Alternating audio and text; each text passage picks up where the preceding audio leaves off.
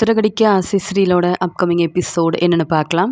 மனோஜ் யோசிக்கிறாரு, ரோகிணி வேற யாருக்கும் தெரியாம எங்கள் அம்மா விஜயா கிட்ட கூட சொல்லாமல் என்னை நீங்கள் பார்க்கணும், அப்போ தான் நீங்கள் நினைக்கிற மாதிரி நான் உங்களுக்கு டிவோர்ஸ் கொடுப்பேன், நீங்களும் உங்கள் வாழ்க்கையை பார்த்துக்க முடியும் அப்படின்னு ரோகிணி சொன்னதெல்லாம் நினச்சி பார்க்குறாரு.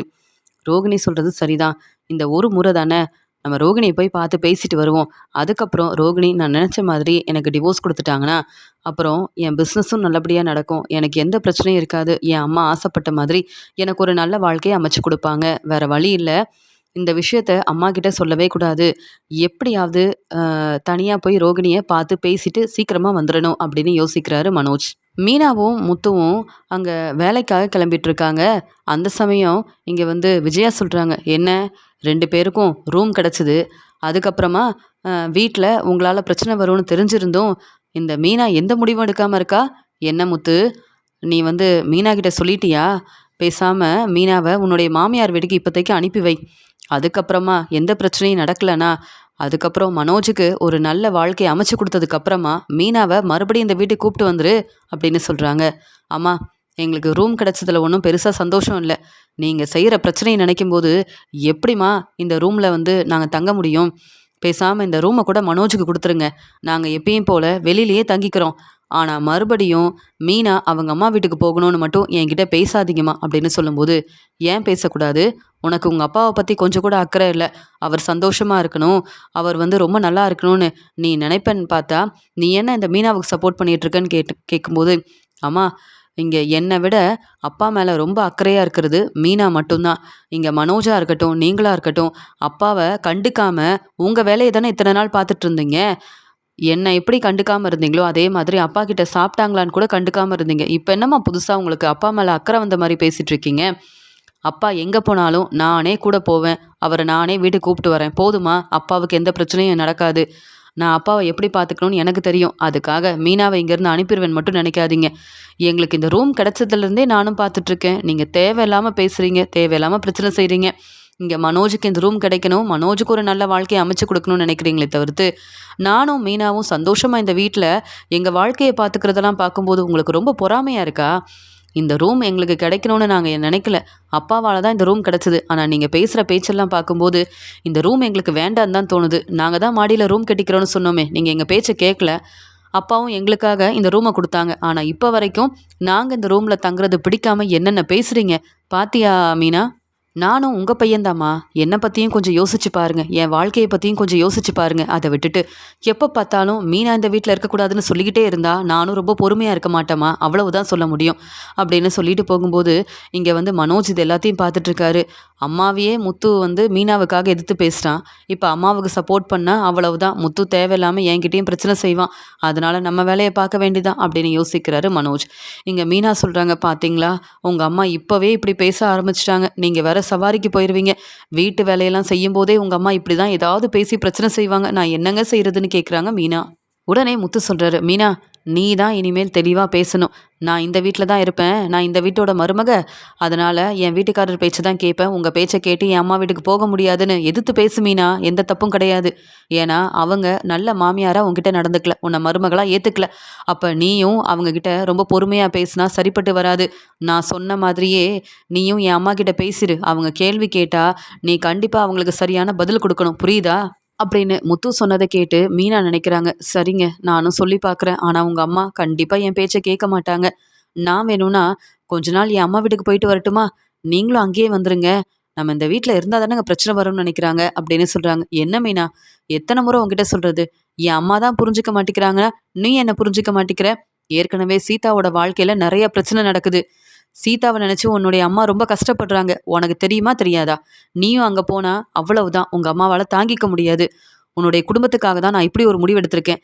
என்னை புரிஞ்சுக்கிட்டு அமைதியாக என்னுடைய வீட்லேயே இரு, அதுவே போதும், என்னையும் அம்மா ஏற்றுக்க வேண்டாம், உன்னையும் மருமகளாக ஏற்றுக்க வேண்டாம், ஆனால் நாம் இந்த வீட்டில் தான் இருக்கணும், யாருக்காகவும் எங்கேயும் போகக்கூடாது மீனா, இவங்க பேச்செல்லாம் கேட்டு அப்படி நம்ம இங்கேருந்து போகணும்னு முடிவெடுத்தா என்னைக்கும் இந்த வீட்டுக்கு வர முடியாது, என் அப்பாவை நல்லபடியாக நம்ம பார்த்துக்கணுன்னா இந்த வீட்டில் தான் இருக்கணும், இன்னும் கொஞ்ச நாள் தான் நல்லா சம்பாதிச்சுட்டு அப்புறம் அப்பாவையும் கூப்பிட்டுட்டு தனியாக போயிடலாம், போதுமா அப்படின்னு சொல்லிட்டு போக, அப்படிலாம் நடந்தால் ரொம்ப சந்தோஷமாக இருக்குங்க அப்படின்னு சொல்கிறாங்க மீனா. மனோஜ் எதையும் கண்டுக்காம ரொம்ப அமைதியா இருக்கிறத விஜயா கவனிக்கிறாங்க. உடனே மனோஜ் கிட்ட சொல்றாங்க, "என்ன மனோஜ், முத்து மீனாவுக்கு சப்போர்ட் பண்றேன்னு இவ்ளோ பேசுறான். நீ என்ன எனக்கு சப்போர்ட் பண்ணாம அமைதியா இருக்கன்னு?" கேட்க, "இல்லம்மா, முத்துவ பத்தி தெரியும். முத்து மீனாவுக்காக என்ன வேணாலும் செய்வான். மீனாவுக்கு முத்து சப்போர்ட் பண்ணும்போது, உங்களுக்காக வந்து பேசினா என்ன சும்மா விடுவானா அந்த முத்து? அப்புறம் உங்க முன்னாடியே என்ன அண்ணன்னு கூட பார்க்காம முத்து பலார் பலார்ன்னு வெளுத்து வாங்கிருவான். எனக்கு எதுக்கும்மா பிரச்சனை? ஏற்கனவே பிசினஸ் செய்யணும், நல்லபடியா முன்னேறி வரணும்னு நானே என் பிசினஸ பத்தி யோசிக்கிறேன். அதனால தான் இந்த பிரச்சனையில நான் தலையிடவும் இல்ல, உங்களுக்கு சப்போர்ட் பண்ண வரவும் இல்ல. அம்மா, உங்ககிட்ட ஒரு முக்கியமான விஷயத்த பத்தி பேசணுமா?" அப்படின்னு சொல்றாரு மனோஜ். உடனே விஜயா சொல்றாங்க, "என்னது, ஃபினான்சியர் ஃபோன் பண்ணாரா? எதுக்கு ஃபோன் பண்ணாருன்னு?" கேட்க, "அம்மா, வட்டி பணம் குடுக்கணுமா? அந்த பணத்த கேட்டு தான் ஃபோன் பண்ணியிருக்காரும்மா." அப்படின்னு சொல்லும்போது, "ஏன்? அதான் நீ பணம் வாங்கியிருந்தா வட்டி பணத்த குடுக்கணும்னு தெரியாதா? சரியா அந்த பணத்த குடுத்துரு. இல்லையா அவரால நமக்கு நெறைய பிரச்சனை வரும்னு." சொல்லும்போது, "அம்மா, அந்த பணம் என்கிட்ட இல்லம்மா. பணத்த குடுக்க முடியாதும்மா." அப்படின்னு சொல்லும்போது, "என்ன மனோஜ், எவ்வளோ தான் உதவி செய்றது? இப்பவும் வட்டி பணம் குடுக்க முடியாதுன்னு வந்து பேசிட்டு இருக்க?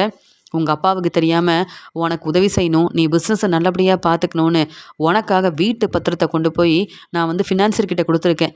3 மாசத்துல அந்த வீட்டு பத்திரத்த நீ திருப்பி தரலன்னு வையேன், அதுக்கப்புறம் நீ இந்த வீட்ல இருக்க முடியாது. நானே வீட்ல உள்ள எல்லார்கிட்டயும் உண்மைய சொல்லிருவேன். மன்னிப்பு கேட்டு நான் இந்த வீட்ல தான் இருப்பேன். ஏன்னா, என்னுடைய வீடு. என் வீட விட்டுட்டு எங்கேயும் நான் போக போறது கிடையாது. அதனால நீ வந்து தேவையில்லாம பிரச்சனை செய்யாதன்னு." சொல்லும்போது, "அம்மா, சத்தமா பேசாதீங்க. மீனா வேற கிச்சன்ல இருக்காங்க. உண்மை தெரிஞ்சது அவ்வளவுதான். உடனே முத்துக்கிட்ட சொல்லிருவாங்கம்மா. அப்புறம் மீனா இந்த வீட்ல இருக்கக்கூடாதுன்னு நீங்க சொல்றீங்க. உண்மை தெரிஞ்சா நீங்களும் நானும் இந்த வீட்ல இருக்க முடியாது. தெரியும்ல? அதனால பொறுமையா பேசுங்கம்மா. கோவப்படாதீங்கம்மா. நீங்க உதவி செய்யலன்னா வேற யார்கிட்டம்மா உதவி கேட்க முடியும்?" அப்படின்னு சொல்லி பேசுறாரு மனோஜ். உடனே விஜயா சொல்றாங்க, "ஆமா, எவ்வளோ பணம் குடுக்கணும்?" அப்படின்னு கேட்க, "ரூ. 25,000 பணம் குடுக்கணுமா? மாசம் மாசம் இந்த பணத்த குடுத்துட்டேனா, அதுக்கப்புறம் எந்த பிரச்சனையும் இல்ல. இங்க ஃபினான்சியர் ஃபோன் பண்ணவும் மாட்டாரு, கேள்வி கேட்கவும் மாட்டாரு. நீங்க சொன்ன மாதிரியே 3 மாசத்துல நல்லா சம்பாதிச்சு வீட்டு பத்திரத்த கண்டிப்பா திருப்பி வாங்கி குடுத்துருவேன். நீங்க கண்டிப்பா சந்தோஷப்படுவீங்க. அதனால இப்ப மட்டும் உதவி செய்றீங்களா?" அப்படின்னு சொல்லும்போது, "என்கிட்ட அவ்ளோ பணம் எங்க இருக்கு? உங்க அப்பா சம்பாதிக்கிற பணத்த என்கிட்ட குடுக்குறதே இல்ல. அந்த பணத்த அப்படியே சேர்த்து வைக்கிறாரு. சேர்த்து வச்ச பணத்த உனக்காக தானே உங்க அப்பா குடுத்து உதவி செஞ்சாரு. அதெல்லாம் நீ மறந்துட்டியா? இப்ப இருக்கிற பணத்தையும் என்கிட்ட தரமாட்டாரு. ஏன்னா, ரோகிணி இந்த வீட்ல இருக்கும்போதும் ரோகிணிக்கு உதவி செய்ய நான் வந்து வீட்டு பத்திரத்த வச்சு பணத்த ஏற்பாடு பண்ணி குடுத்தேன். இப்ப அ நான் அவர் பேச்ச கேட்கறதில்லன்னு தெரிஞ்சுக்கிட்டு, மீனாவுக்கும், முத்துவுக்கும் அந்த பணத்த சேர்த்து வைக்கிறாரு. யார்கிட்ட நான் உதவி கேட்க முடியும் சொல்லு?" அப்படின்னு சொல்லும்போது, "அப்ப நான் பணம் குடுக்க முடியாதுன்னு சொன்னா, எனக்கு தாம்மா பிரச்சனை வரும். ஃபினான்சியர் வீட்டுக்கு வந்துட்டாருனா?" அப்படின்னு கேட்குறாரு மனோஜ். "வட்டி பணத்த கேட்டு ஃபினான்சியர் வீட்டுக்கு வந்தா பிரச்சனைய நீ தான் சமாளிக்கணும். நீ தான் பெரிய பிசினஸ் செய்றியே. இந்த சின்ன பிரச்சனைய உன்னால சமாளிக்க முடியாதா என்ன?" அப்படின்னு கேட்கும்போது, "அம்மா, புரியுதும்மா. இருந்தாலும் ஃபினான்சியர பார்த்தாலே கொஞ்சம் பதட்டமா தான் இருக்கு. ஏன்னா, உங்கள நம்பி தானம்மா பணம் குடுத்துருக்காரு. அம்மா, எப்படி இத சமாளிக்க போறேன்னே தெரியலன்னு." சொல்லும்போது, "பெரிய பிசினஸ் செய்ற. உன்கிட்ட இந்த பணம் கூட இல்லையா? அப்புறம் எப்படி வீட்டு பத்திரத்த நீ வந்து திருப்பி வாங்கி தருவ? உன் மேல நம்பிக்கை வச்சு உனக்காக வீட்டு பத்திரத்த குடுத்தேன் பாரு, என்ன சொல்லணும். சரி, பார்வதி கிட்ட கேட்டு பணத்த வாங்கி தரேன். முதல்ல ஃபினான்ஸருக்கு தர வேண்டிய பணத்த குடுத்துரு. அதுக்கப்புறமா பிரச்சனைய பார்த்துக்கலாம். புரியுதா?" அப்படின்னு சொல்றாங்க.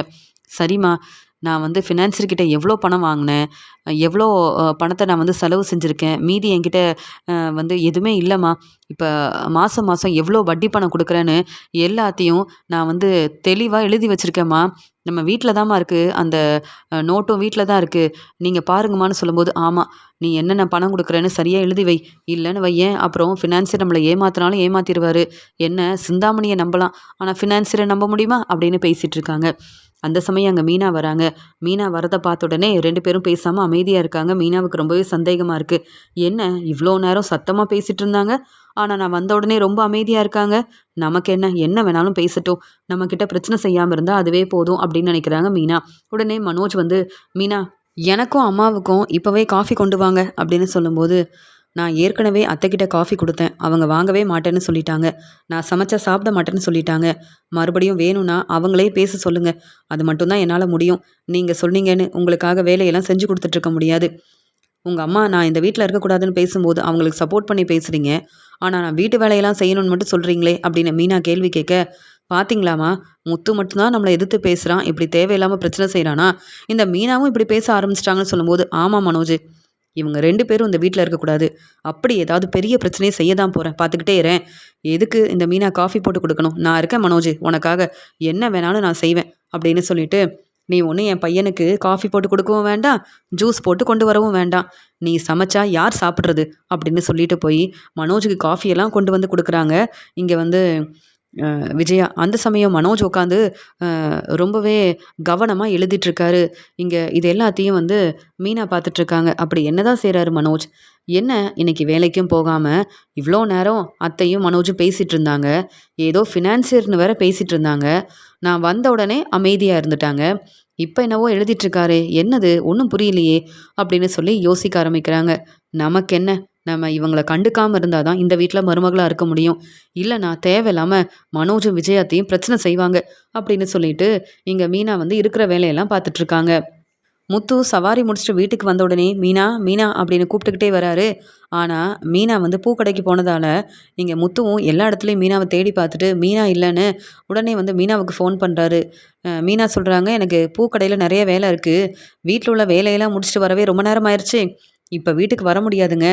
நீங்கள் வீட்டுக்கு வருவீங்கன்னு தெரியும், உங்களுக்கு பிடிச்ச எல்லாத்தையும் சமைச்சு வச்சுருக்கேன், நீங்கள் சாப்பிட்டுட்டு ரெஸ்ட் எடுங்க, வேலையை முடிச்சுட்டு உடனே வந்துடுறேன் அப்படின்னு சொல்லிட்டு ஃபோனை வைக்கிறாங்க.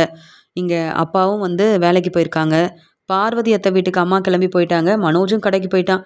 வீட்டில் யாருமே இல்லை. சரி சாப்பிட்டுட்டு ரெஸ்ட் எடுப்போம், மீனா வரட்டும் அப்படின்னு சொல்லிட்டு சாப்பிட்டுட்டு அங்கே பார்க்கும்போது மனோஜோட மனோஜோட ரூம் பக்கத்தில் மனோஜ் வச்சுட்டு போன அங்கே நோட் இருக்கிறத கவனிக்கிறாரு முத்து. அந்த நோட்டில் அப்படி என்னதான் இருக்குன்னு பார்க்குறாரு. அங்கே கணக்கெல்லாம் எழுதி வச்சிருக்காரு மனோஜ். ஆனால் என்னன்னு சரியா முத்துவுக்கு ஒன்றுமே புரியல. கடையில் உள்ள கணக்கெல்லாம் மனோஜ் ரொம்ப தெளிவாக எழுதி வச்சுருப்பான் போலயே. நமக்கு தான் ஒன்றும் புரிய மாட்டேங்குது, நமக்கு பிஸ்னஸை பற்றி என்ன தெரியும் அப்படின்னு கண்டுக்காமல் அதே இடத்துல அந்த நோட்டை வச்சிடுறாரு. மீனா வர வரைக்கும் ரெஸ்ட் எடுப்போம், மீனா வந்ததுக்கப்புறமா பேசிக்கலாம் அப்படின்னு முத்து நினைக்கிறாரு. கொஞ்ச நேரம் கழிச்சு தன்னுடைய பூக்கடையில் வேலையெல்லாம் முடிச்சுட்டு மீனா வீட்டுக்கு வராங்க. வீட்டுக்கு வந்த மீனா உடனே முத்துவுக்கு காஃபியெல்லாம் கொடுக்குறாங்க. அந்த சமயம் இங்கே மீனா சொல்கிறாங்க, ஆமாம் செல்வம் அண்ணன் எப்படி இருக்காரு, மறுபடியும் தன்னுடைய வேலையை ஆரம்பிச்சிட்டாரா? இல்லை எதுக்கு கேட்குறேன்னா, மாதம் மாதம் வட்டி பணத்தை வேற கொடுக்கணும், அப்போ தான் எந்த பிரச்சனையும் இல்லாமல் நம்ம காரும் நமக்கு கிடைக்கும் அப்படின்னு சொல்லும்போது, இப்போ செல்வம் ஊருக்கு போயிருக்கான், வந்த உடனே அவன் எப்பயும் போல் தன்னுடைய குடும்பத்துக்காக சம்பாதிக்க ஆரம்பிச்சிருவான், எந்த பிரச்சனையும் வராமல் நம்ம கார் கிடச்சா போதும், எனக்கு செல்வம் மேலே நம்பிக்கை இருக்குது அப்படின்னு சொல்கிறாரு முத்து. எனக்கும் நம்பிக்கை இருக்குங்க, உங்கள் ஃப்ரெண்டாச்சே, நீங்கள் செஞ்ச உதவியை மறக்காமல் நம்ம கார் நமக்கு திருப்பி கிடைக்கிறதுக்கு கண்டிப்பாக வட்டி பணத்தை சரியாக கொடுத்துருவாரு அப்படின்னு பேசிகிட்டு இருக்காங்க.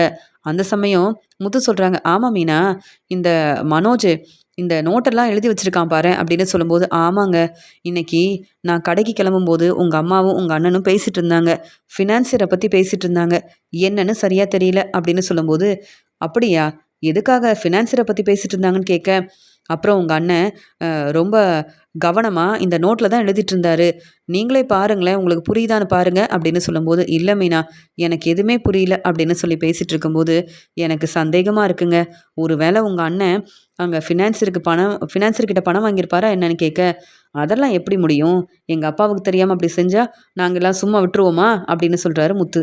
இல்லைங்க, நான் கிச்சனில் வேலை பார்க்கும்போது மனோஜும் விஜயாத்தையும் பேசிகிட்டு இருந்தாங்க, அப்புறம் நான் வந்த உடனே அவங்க பேசுகிறத வந்து அப்படியே அமைதியாயிட்டாங்க, என்னன்னு கூட என்னால் கேட்க முடியல.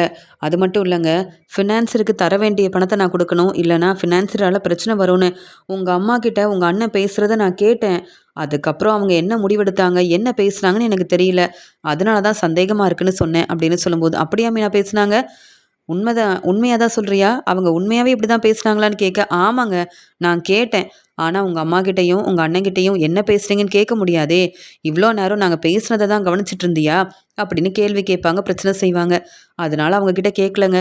சரி நமக்கு என்ன, இருக்கிற வேலையை பார்க்குறேன், உங்கள் அம்மா வந்த உடனே எப்பயும் போல் திட்ட ஆரம்பிச்சிருவாங்கன்னு மீனா எதையும் கண்டுக்காமல் நடந்ததை பற்றி பேசிட்டு கிச்சனுக்கு போகிறாங்க. மீனா பேசுனதெல்லாம் நினச்சி பார்த்து முத்து யோசிக்கிறாரு, ஒரு வேளை மீனா சொல்கிற மாதிரி எங்களுக்கு தெரியாமல் பணம் வாங்கியிருப்பாங்களா, அதனால தான் ஃபினான்ஸருக்கு வந்து பணம் கொடுக்கணும் அப்படின்னு நினைக்கிறாங்களா, இல்லைனா இவங்க 2 பேரும் எதுக்காக இப்படி பேசுனாங்கன்னு தெரியலையேன்னு முத்து யோசிக்க ஆரம்பிக்கிறாரு.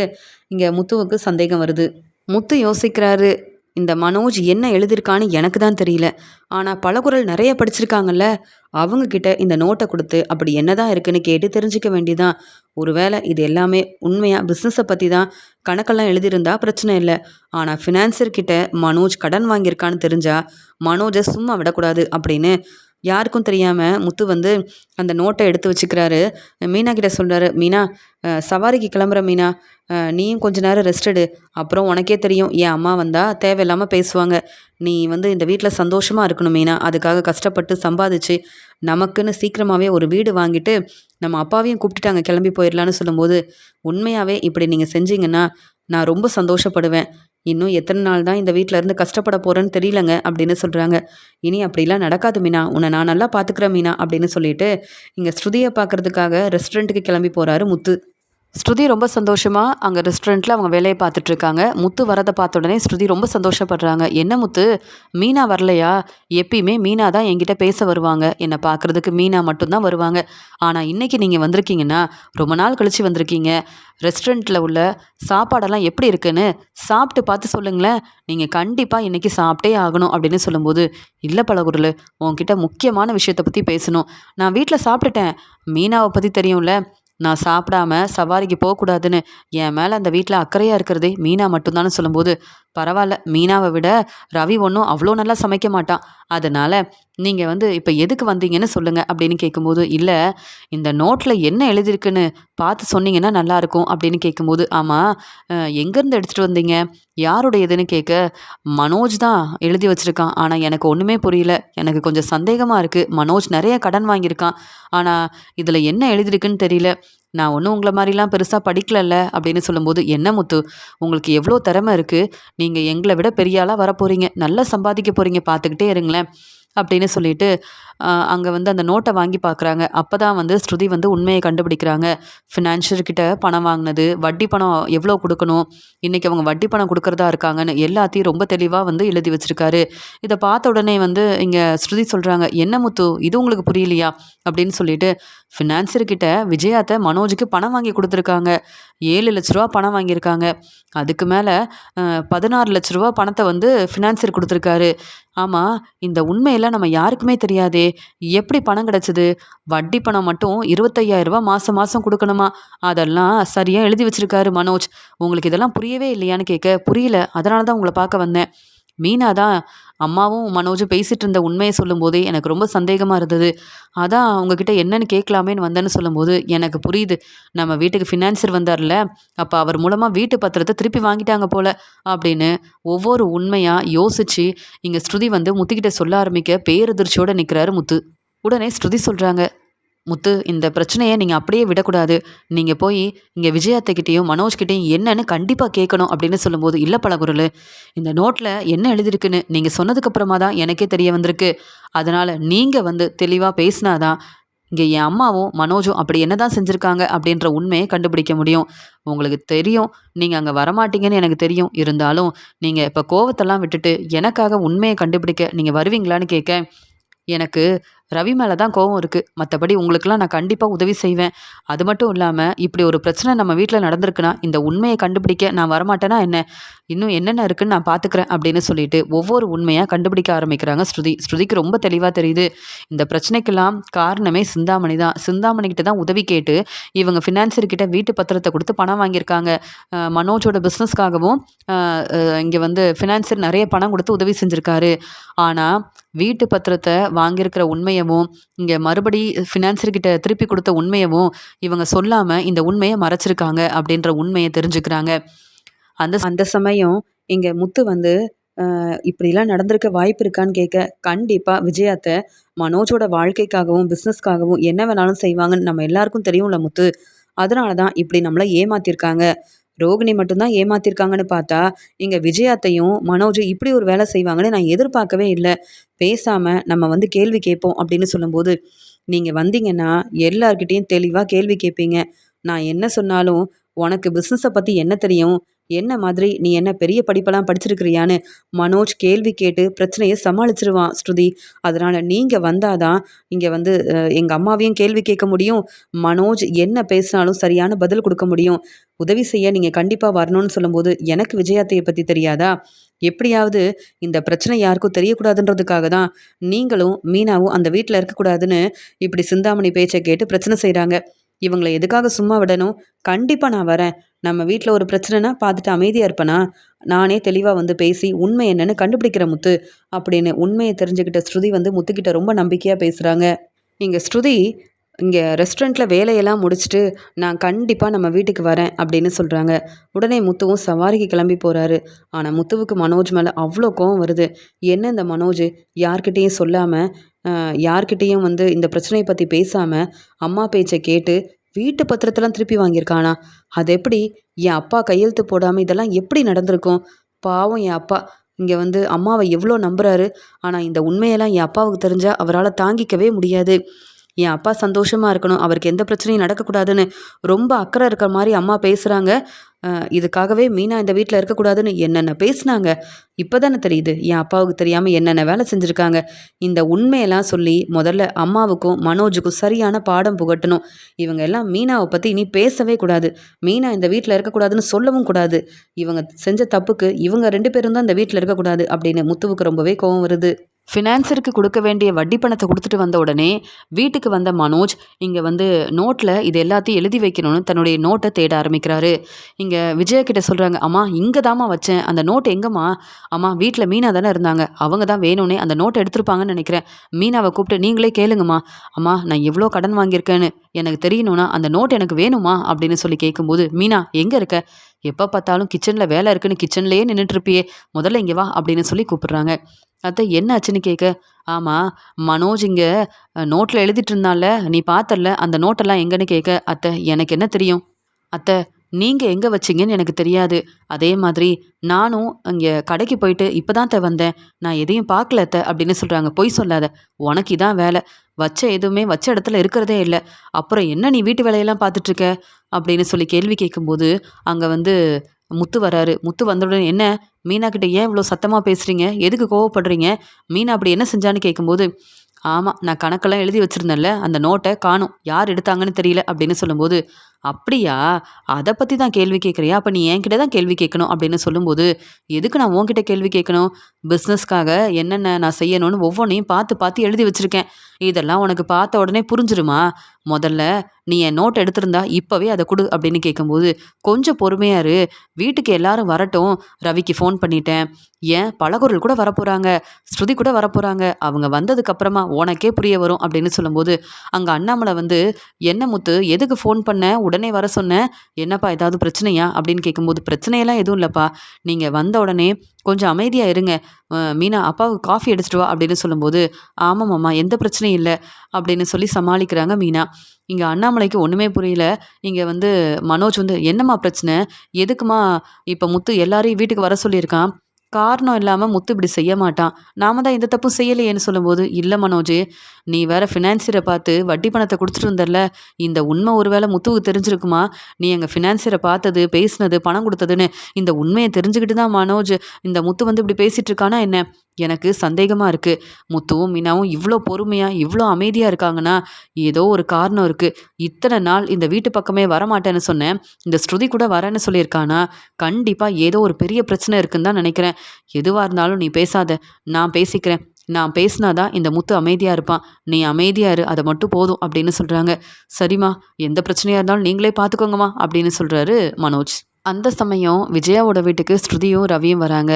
உடனே அண்ணாமலை வந்து, "என்ன ஸ்ருதி வந்து மனசு மாறி ரவி கூட ஒண்ணா வராங்களா என்ன?" அப்படின்னு பார்க்கும்போது, அங்க வந்த ஸ்ருதி வந்து, "அங்கிள் நல்லா இருக்கீங்களா?" அப்படின்னு இங்க அண்ணாமலை கிட்ட கேட்குறாங்க. ஆனா மனோஜையும், விஜயாவையும் கண்டுக்காம இருக்க, மனோஜ் வந்து சொல்றாங்க, "என்ன ரவி, நாங்களும் இந்த வீட்ல தானே இருக்கோம். ஆனா ஸ்ருதி வந்த உடனே அப்பா கிட்ட பேசுறாங்க. அம்மா வந்து மாமியார் தானே, அவங்க கிட்டயும் பேசலாம்ல. என்ன இந்த ஸ்ருதி இப்படிலாம் செய்றாங்கன்னு?" கேட்கும்போது, இங்க ரொம்ப கோவமா ஸ்ருதி பேசுறாங்க. "நீங்க என்னென்ன செஞ்சீங்கன்னு எனக்கு தெரியும். நீங்க என்ன கேள்வி கேட்குறீங்களா? நீங்க மட்டும் என்ன ரொம்ப நல்ல வேலை செஞ்சிருக்கிறதா நெனப்பா?" அப்படின்னு கேட்கும்போது, "நான் என்ன செஞ்சேன்? உங்களுக்கு என்ன பத்தி என்ன தெரியும்? நான் எவ்வளோ பெரிய பிசினஸ் செய்றேன். நீங்க எப்படி இப்படிலாம் என்ன கேள்வி கேட்கலாம்? ரவி, நீ வேணும்னா ஸ்ருதி பேச்செல்லாம் கேட்டு பொறுமையா இருக்கலாம். நான் அப்படி பொறுமையா இருக்க மாட்டேன்" அப்படின்னு சொல்லும்போது, "நீங்க எதுக்கு பொறுமையா இருக்கிறீங்க? நீங்க எல்லாரையும் ஏமாத்திட்டு இருக்கீங்க. ரோகிணி மாதிரியே நீங்க எங்கள ஏமாத்த ஆரம்பிச்சுட்டீங்க" அப்படின்னு பேச ஆரம்பிக்கும்போது, முத்து பார்த்துட்டு அமைதியா இருக்காரு. "நம்ம இதெல்லாம் பேச சொல்லி தானே கூப்பிட்டு வந்திருக்கோம். ஸ்ருதி பேசட்டும். நம்ம அமைதியா இருப்போம்" அப்படின்னு சொல்லிட்டு முத்து பார்த்துக்கிட்டே இருக்க, மீனா சொல்றாங்க, "ஸ்ருதி என்ன ஆச்சு? கொஞ்சம் பொறுமையா இருங்களேன்னு" சொல்லும்போது, மீனா, நீங்கள் வேணும்னா இந்த வீட்டில் இவங்க பேச்சை கேட்டுட்டு பொறுமையாக இருக்கலாம். நான் எதுக்குங்க பொறுமையாக இருக்கணும்? நீங்கள் இந்த வீட்டில் எவ்வளோ பொறுப்பான மருமக, ரொம்ப நல்ல மருமக, எவ்வளோ நல்லா சமைச்சு கொடுப்பீங்க, வீட்டில் எல்லாரும் எவ்வளோ நல்லா பார்த்துக்கிறீங்க. நீங்களே இந்த வீட்டில் இருக்கக்கூடாதுன்னு இவங்க 2 பேரும் பேசுகிறாங்கன்னா இவங்கள சும்மா விடணுமா நான் அப்படின்னு கேட்குறாங்க. இல்லைங்க, பரவாயில்ல, இந்த பிரச்சனையை நான் பார்த்துக்கிறேன். நீங்கள் எனக்காக பேச வேண்டாம்னு சொல்லும்போது பார்த்தீங்களாம்மா, இந்த மீனா தாம்மா இப்படிலாம் பேச சொல்லி ஸ்ருதியை வர வச்சுருக்காங்க. மீனாவுக்கு சப்போர்ட் பண்ணுறதுக்கு அப்பாவும் முத்துவும் மட்டும் இல்லைம்மா, இந்த ஸ்ருதி வேற இருக்காங்கன்னு சொல்லும்போது, ஆமாம், மீனா ரொம்ப நல்லவங்க, அவங்களுக்கு நான் கண்டிப்பாக சப்போர்ட் பண்ணுவேன். ஆனால் உங்களுக்கு என்னைக்கும் நான் சப்போர்ட் பண்ண மாட்டேன். அப்படி மீனா இந்த குடும்பத்துக்காக பெருசாக என்ன நல்லது செஞ்சுட்டாங்கன்னு மீனாவை தலையில் தூக்கி வச்சு கொண்டாடுறீங்க அப்படின்னு மனோஜ் கேட்கும்போது, போதும் மனோஜ், நான் ரொம்ப பொறுமையாக இருக்கேன். மீனாவை பற்றி இப்படிலாம் பேசுனீங்க, அவ்வளவுதான். மீனாவை பற்றி பேச உங்களுக்கெல்லாம் எந்த உரிமையும் கிடையாது. மீனா இந்த வீட்டில் இருக்கக்கூடாதுன்னு சொன்னவங்க தானே நீங்கள். அப்புறம் என்ன, நீங்களும் விஜயத்தையும் என்னென்னவோ பேசுகிறீங்க. நீங்கள் என்னென்ன வேலை செஞ்சுருக்கீங்க, இந்த வீட்டில் உள்ளவங்களுக்கு தெரியாமல் என்னென்ன செஞ்சுருக்கீங்கன்னு ஒவ்வொரு விஷயத்தையும் நான் சொல்லட்டுமா அப்படின்னு கேட்க, அப்படி என்னம்மா நீ பேச போற? இந்த குடும்பத்துக்காக நாங்கள் நல்லது மட்டும்தாம்மா செஞ்சுருக்கோம். என்ன, இந்த வீட்டு மருமகளா நீ திரும்பி வந்திருக்கன்னு பார்த்தா எங்களை கேள்வி கேட்க தான் வந்திருக்கிறியா? இந்த மீனா வர சொன்னாலா, இல்லை இந்த முத்துவுக்காக வந்தியா அப்படின்னு கேட்கும்போது, சரியா சொன்னீங்க. உண்மையை கண்டுபிடிச்சது முத்து தான். ஆனால் பேச வந்திருக்கிறது நான் தான். என்கிட்ட பதில் சொல்லுங்க. மீனாவை பற்றியோ முத்துவை பற்றியோ நீங்கள் 2 பேரும் பேசவே கூடாது. அவங்க 2 பேரும் ரொம்ப நல்லவங்க. ஆனால் நீங்கள் 2 பேரும் பொய் சொல்லி ஏமாத்துறீங்க அப்படின்னு பேச ஆரம்பிக்கும் போது திரு திருன்னு முழிக்கிறாங்க விஜயா. ஏற்கனவே இந்த ஸ்ருதி பேச ஆரம்பிச்சா நிப்பாட்டவே மாட்டா, பேசிக்கிட்டே இருப்பாளே. அவங்க அம்மா வீட்டுக்கு போயிட்டான்னு நிம்மதியாக இருக்கலான்னு பார்த்தா மறுபடியும் திரும்பி வந்து என்னென்னவோ சொல்கிறா, ஒன்றும் புரிய மாட்டேங்குதே அப்படின்னு பார்க்குறாங்க விஜயா. அந்த சமயம் இங்கே வந்து மனோஜ் கிட்ட ஸ்ருதி வந்து கேட்குறாங்க, என்ன மனோஜ், உங்கள் பிஸ்னஸ்க்காக விஜயாத்தை ரொம்ப உதவி செய்கிறாங்க போல். இல்லை, எதுக்கு கேட்குறேன்னா, ஃபினான்சியரை பார்த்துருக்கீங்க, வட்டி பணம் வேற கொடுத்துருக்கீங்களே. ஆமாம், ஃபினான்சியர்கிட்ட எவ்வளோ பணம் வாங்கியிருக்கீங்க உங்கள் பிஸ்னஸ்க்காக? வீட்டு பத்திரத்தை வச்சு தானே வாங்கியிருக்கீங்க.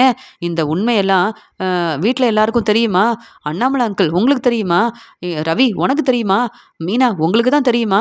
அப்படின்னு ஒவ்வொருத்தர்கிட்டையும் கேள்வி கேட்கும்போது, எங்களுக்கெல்லாம் தெரியாதே அப்படின்னு சொல்கிறாரு ரவி. உடனே அண்ணாமலை பேரதிர்ச்சியோட, என்னம்மா ஸ்ருதி என்ன சொல்கிறேன்னு கேட்க, நான் உண்மையை தான் சொல்கிறேன். இந்த உண்மை முத்துவுக்கும் தெரியும், ஏன் மீனாவுக்கும் தெரியும். ஆனால் அவங்க யாரும் கேள்வி கேட்கல. ஏன் தெரியுமா? அவங்க கேள்வி கேட்டால் பிரச்சனை செய்வாங்க விஜயாத்தை.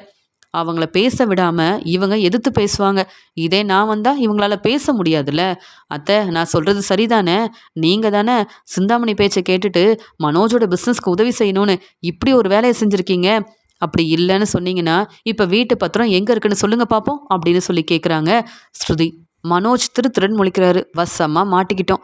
நான் அப்போவே நினச்சேன், ஸ்ருதி வந்து பேசுகிறானா கண்டிப்பாக ஏதோ ஒரு காரணம் இருக்குன்னு. உண்மையை கண்டுபிடிச்சிட்டாங்களா? அப்போ முத்துவுக்கும் மீனாவுக்கும் உண்மை தெரியும். அவங்க எங்ககிட்ட கேள்வி கேட்காம இருந்திருக்காங்க. முத்து மீனாவை கூட சமாளிக்கலாம் போல. இந்த ஸ்ருதி கேட்குற கேள்விக்கு பதில் சொல்லவும் முடியல, ஸ்ருதி பேசுகிற பேச்சுக்கு சமாளிக்கவும் முடியலையே. இதில் வேற நான் மீனாவை வேற எதிர்த்து பேசுகிறேன்னு ஸ்ருதி என் மேலே ரொம்ப கோவமாக இருக்காங்க. அமைதியாக இருந்தால் தான் பிரச்சனையை சமாளிக்க முடியும் அப்படின்னு மனோஜ் நினைக்கிறாரு. அம்மா என்னம்மா, எவ்வளோ பெரிய பிரச்சனை வந்தாலும் உனக்காக அந்த பிரச்சனையை நான் சமாளிப்பேன்னு சொன்னீங்களேம்மா, இப்போ என்னம்மா அமைதியாக இருக்கீங்கன்னு கேட்க, நீ எனக்காக நீ எந்த சப்போர்ட்டும் பண்ண மாட்டே, பேச மாட்டேன், நான் மட்டும் உனக்காக பேசணுமா மனோஜ் அப்படின்னு சொல்லும்போது, உடனே இங்கே ஸ்ருதி சொல்கிறாங்க, இப்படி நீங்கள் செய்கிற வேலை என்னன்னு எங்களுக்கு தெரியாது, இந்த உண்மையை யார்கிட்டையும் சொல்ல வேண்டாம், இந்த உண்மையை நாங்கள் கண்டுபிடிக்க மாட்டோம்னு நினச்சி தானே இப்படி நீங்கள் எங்களை ஏமாற்றிட்டு இருந்திருக்கீங்க. ரோகிணி அப்போ இந்த வீட்டில் இருக்கக்கூடாது, ரோகிணி பொய் சொல்லிட்டாங்கன்னு நீங்கள் ஒரு முடிவெடுத்தீங்கல்ல, அப்போ நீங்கள் இப்படி எங்களை ஏமாற்றிருக்கீங்களே, நீங்களும் மனோஜும் எதுக்கு இந்த வீட்டில் இருக்கீங்க ஆண்டி அப்படின்னு கேள்வி கேட்குறாங்க ஸ்ருதி.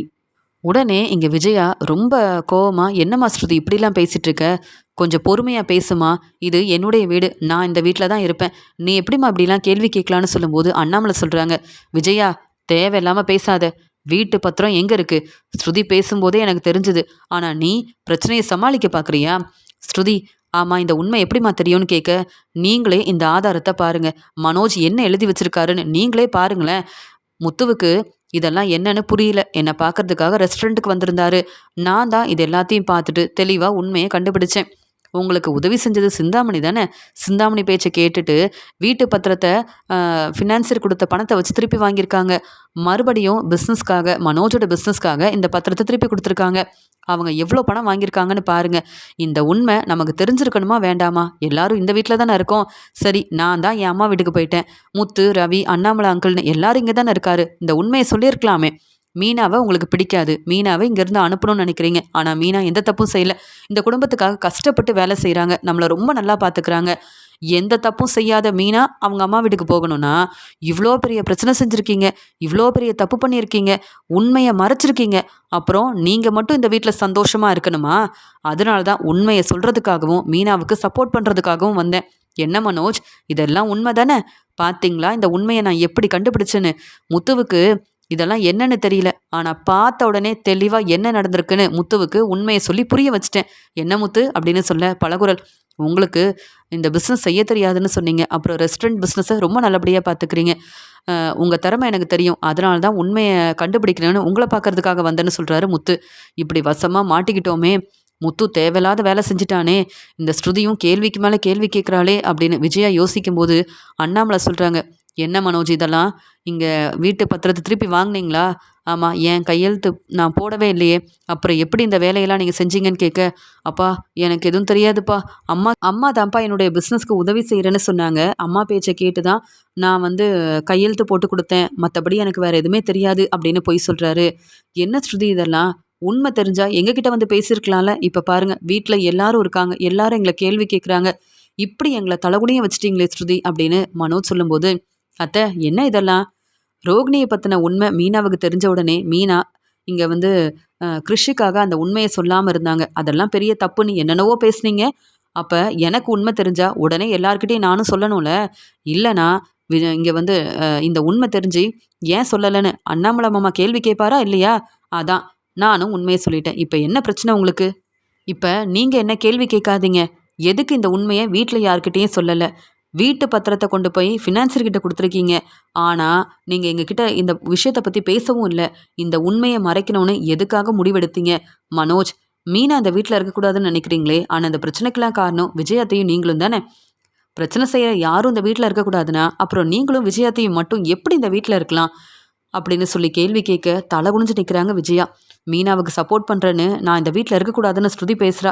இந்த ஸ்ருதியெல்லாம் என் மருமகன்னு நான் தலையில் தூக்கி வச்சு கொண்டாடினேன், இப்போ நல்லா அனுபவிக்கிறேன் அப்படின்னு சொல்லி யோசிக்க, இங்கே உடனே மனோஜ் வந்து சொல்கிறாங்க, இப்போ கூட நமக்கு பிரச்சனை வர்றதுக்கு காரணம் இந்த மீனா தாமா.